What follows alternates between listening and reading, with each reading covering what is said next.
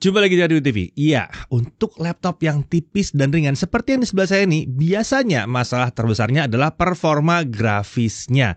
Oke, ada yang sudah pakai GPU tambahan seperti yang MX series. Nah, cukup kayaknya kurang. Nah, yang satu ini pakainya sudah langsung RTX. Ya, ini adalah HP Pavilion Plus 14.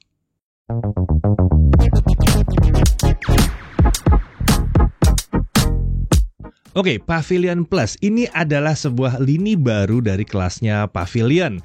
Kalau kami sendiri melihatnya sebagai kelas upgrade dari kelas Pavilion yang biasanya. Kenapa kita bilang upgrade? Nah, contohnya nih, laptop yang satu ini, dia sudah pakai GPU discrete kelas RTX. Biasanya, seri Pavilion itu hanya pakai integrated graphics kan? Yang ini pakai RTX, tepatnya RTX 2050. Selain itu dia juga sudah punya layar, ini layarnya OLED. Mantap ya? Ya, kalian nggak salah dengar. Yang satu ini pakai layar OLED, mirip seperti laptop kelas Spectre. Nah, resolusinya juga ditingkatkan. Biasanya kan Full HD. Di sini 2,8K. Sebenarnya masih banyak lagi fitur-fitur yang menarik di sini, tapi mari kita bahas dari spesifikasi dasarnya terlebih dahulu. Nah, untuk prosesornya dia menggunakan Intel Core i7 1255U. Codename-nya adalah Alder Lake. Fabrikasinya Intel 7, base powernya 15 watt. Total core-nya ada 10 core dengan 12 thread, 2 performance core atau P-core dan 8 efficient core. Maksimum turbo frekuensinya adalah 4,7 GHz dengan 12 MB Intel Smart Cache. Lalu untuk integrated graphics ada Intel Iris Xe Graphics dengan 96 execution unit. Tentunya ini membuatnya support QuickSync dan juga AV1 yang dapat membantu akselerasi di berbagai software content creation. Untuk RAM, dia sudah 16 GB DDR4 3200 MHz dual channel. Ini onboard ya, nggak bisa di-upgrade, tapi 16 GB rasanya udah cukup banget untuk laptop kelas seperti ini.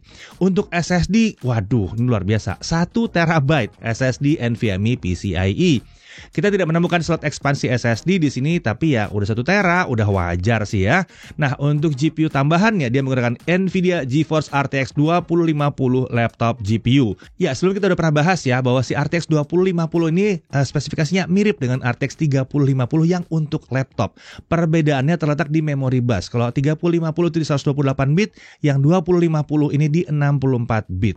Nah, untuk CUDA core-nya ada 2048, dedicated memorinya ada 4 GB GDDR6, maksimum TGP-nya untuk yang di sini adalah 35 watt. Tidak ada opsi untuk menonaktifkan discrete GPU di sini. Nah, untuk connectivity, Wi-Fi-nya adalah Wi-Fi AC menggunakan Realtek di sini. Sementara untuk Bluetooth-nya versi 5. Kapasitas baterainya 51 watt-hour. Untuk OS dia pakai Windows 11 Home. Nah, untuk body form factor-nya adalah clamshell atau laptop klasik. Materialnya adalah logam aluminium di sini dengan kombinasi polikarbonat pada frame layar seperti laptop lain pada umumnya. Sebagai bentuk kepedulian lingkungan dari HP, material chassisnya ini diklaim menggunakan material hasil daur ulang consumer ya, post consumer recycle dan limbah plastik dari laut atau ocean bound plastic.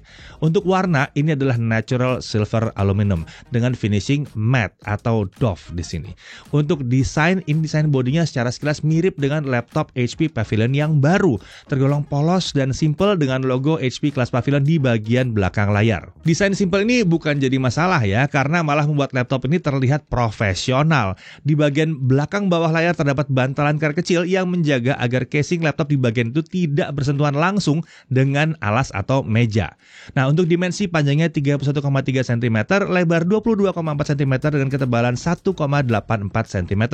Untuk bobotnya, laptop ini hanya di 1,35 kg dan chargernya 350 gram. Jadi total bobotnya kalau dibawa-bawa hanya 1,65 kg. Layar ini ukurannya adalah 14 inci, panel OLED, resolusi 2,8K atau 2880 x 1800 pixel. Aspek rasionya di 16:10, jadi agak sedikit lebih tinggi dari yang 16:9 ya. Refresh rate-nya sampai 90 Hz. Menurut HP, tingkat kecerahannya ada di 500 nits dan color gamutnya 100% DCI P3. Kalau berdasarkan pengujian kami, brightness indoor-nya ada di 400 nits dengan gamut coverage di 98,7% DCI P3 dan gambut volume di 121,6% DCI P3. Dia menggunakan micro edge bezel. Bingkai kanan kirinya tipis, lalu bingkai atas agak tebal karena ada webcam di situ. Nah, untuk webcam ini menggunakan kamera beresolusi 5 megapiksel dengan fitur temporal noise reduction. Dia dapat mengambil foto dan video hingga resolusi 2560x1440 30 fps untuk 16:9 atau 2592x1944 30 fps untuk 4:3. Untuk mikrofonnya menggunakan dual array digital microphone dilengkapi dengan fitur noise cancellation yang dapat diakses melalui software B&O Audio Control. Untuk kualitas mikrofon dan kameranya kurang lebih seperti ini.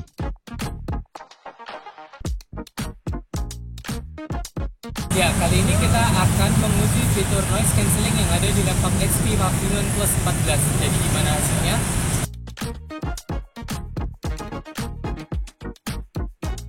Ya, kali ini kita akan menguji fitur noise cancelling yang ada di laptop HP Pavilion Plus 14. Jadi gimana hasilnya?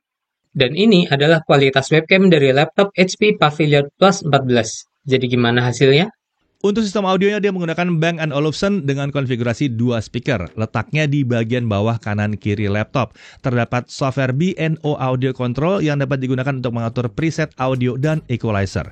Untuk suaranya tergolong lantang meskipun bukan yang terlantang yang pernah kami dengar. Kualitas suaranya rapih, dari bass, treble, dan vokal semua bisa terdengar dengan jernih di sini. Namun perlu diperhatikan karena speakernya terletak di bawah, kualitas suara yang dihasilkannya otomatis akan terpengaruh oleh alas laptopnya sendiri. Nah, untuk konektor, di sisi kiri ada satu audio jack combo 3,5 mili, ada satu USB 3.2 Gen 1 5 Gbps, ada satu micro SD card reader. Lalu di kanan ada dua USB 3.2 Gen 2 Type C 10 Gbps yang sudah mendukung file transfer, HP Sleep and Charge, power delivery, display output dengan protokol DisplayPort 1.4. Lalu ada satu HDMI 2.1 di sini dan satu USB 3.2 Gen 1 5 Gbps. Nah, untuk keyboard dia menggunakan keyboard chiclet dengan layout dan desain khas kelas Pavilion. Tombolnya terasa mantap dan tegas saat ditekan. Terdapat shortcut untuk menampilkan emoji atau emoticon di tombol F1. Tombol F12 dapat digunakan sebagai shortcut untuk salah satu dari 3 software yang tersedia, HP Command Center, Omen Gaming Hub, dan My HP. Tentunya keyboard ini dilengkapi dengan backlit putih ya, dengan 2 tingkat kecerahan. Untuk touchpad ini terasa luas dan lega seperti laptop Pavilion pada umumnya. Tidak terdapat tombol khusus untuk klik kiri dan klik kanannya. Dan yang jelas dia sudah menggunakan precision touchpad. Nah, untuk sistem keamanan terdapat fingerprint scanner yang terletak di bawah tombol anak panah. Mendukung Windows Hello untuk login ke Windows tanpa perlu ngetik password lagi. Untuk sistem pendingin, dia menggunakan sistem pendingin aktif dengan 2 kipas dan 2 heat pipe. Intake-nya dari bawah dan pembuangannya ke arah belakang. Nah, sekarang kita masuk ke aspek performanya. Untuk pengaturan performa dapat diakses melalui software HP Command Center, yaitu Balance, Performance, dan Power Saver. Mari sekarang kita lihat konsistensi performanya. Kalau kita jalankan Cinebench R15, kita looping 20 kali. Di mode Balance, skor tertinggi yang dapat diraih adalah 1409 poin. Nah, sementara itu dia akan dapat lebih tinggi kalau kita mode Performance di 1417 poin. Skor ini masih termasuk skor burst yang sesuai dengan harapan kami untuk prosesor yang digunakannya. Sedangkan untuk konsistensi performanya di mode balance skor ada di kisaran 900 sampai 950 poin, sementara di mode performance ada di kisaran 1020 sampai 1060 poin. Untuk suhu kerja di saat run pertama, suhu CPU sempat berada di kisaran 92 derajat Celcius dan spike sekali ke 95 derajat Celcius. Ini wajar ya, masih boost performance di awal saja. Memasuki run kedua dan seterusnya, suhu dapat dipertahankan di kisaran 72 sampai 76 derajat Celcius. Ini adalah suhu sustain yang sangat aman di sini. Nah, bagaimana kalau tidak dicolok ke listrik? Nah, kita menggunakan Windows Power Mode, kita set ke best performance terlebih dahulu. Dan skor tertinggi yang kita peroleh adalah 1392 poin. Sementara skor yang bisa dipertahankan ada di kisaran 1030 sampai 1060-an poin. Jadi menarik ya, skor sustainnya ini sama dengan kondisi pada saat dia terpasang ke charger. Oke, sekarang kita langsung masuk ke Adobe Premiere Pro CC 2015. 2022 ya. Kita langsung coba dengan video 4K 60 yang biasa kita uji yang panjangnya 2 menit 7 detik. Dengan software only ini semua selesai dirender dalam waktu 15 menit 11 detik. Kalau kita pakai CUDA ya, karena ada RTX 2050 dalamnya, ini selesai dalam waktu 4 menit 26 detik. Wow, lumayan kencang nih ya. Kalau 1080p gimana? Ya, 1080p 60 fps. Lagi-lagi 2 menit 7 detik. Software only selesai dalam waktu 3 menit 13 detik. Sementara kalau kita pakai CUDA selesai dalam waktu 1 menit 11 detik. Mantap ya. Nah, untuk suhu kerjanya CPU ada di kisaran 67-75 derajat Celcius saat pekerjaan sedang berlangsung. Sementara untuk GPU cuma di kisaran 68-71 derajat Celcius. Sekarang mari kita beralih ke DaVinci Resolve versi 17.2. Ini versi free version ya, software video editing free version. Untuk video 4K 60 semua selesai di-render dalam waktu 7 menit 57 detik. Sementara untuk video 1080p 60 fps selesai dalam waktu 2 menit 8 detik. Mantap bener performanya ya. Nah, untuk suhu kerjanya ini mirip seperti kita menjalankan Cinebench R15. Suhunya sempat spike di awal ke 94 derajat Celcius, tapi setelah itu langsung dipertahankan di kisaran 68-78 derajat Celcius. Jadi super aman di sini. Kita lanjut ke trademark graphic score. Untuk Firestrike kita dapat 8.763 poin dan untuk time spike kita dapat 3.277 poin. Nah, untuk suhu kerjanya dengan Firestrike stress test kita dapatkan GPU-nya itu dari kisaran 68-72 derajat Celcius. Kita langsung masuk ke gaming. Oke. Untuk pengujian gaming kurang lebih seperti ini hasilnya.